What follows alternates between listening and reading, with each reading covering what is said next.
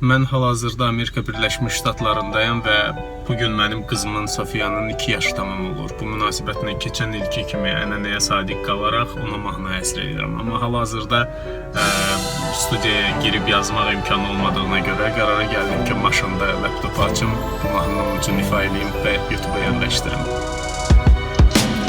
Səni anlamayan birini yazmaq qəribədir. Bilirsən anlamıram, amma böyüyüb dinləyəcək. Yazdığım bu sətirlər hisslərimin büruzəsi. Böyüyüb dinlədikcə sən, onlar ölməyəcək. Anan da mən də məmnunuq ki, sənlə tanışıq. Sən tək bir evə deyil, dünyaya yaraşıq. Bir sirr açıb uşaqları gətirir acil eylək. Səni isə biz öz sevgimizdən yaratmışıq.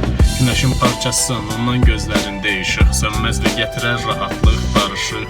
Əvvəl gəlişin sevindirdi, sonra da gəzməyin. İndi də balaca qız öyrənir, danışıq.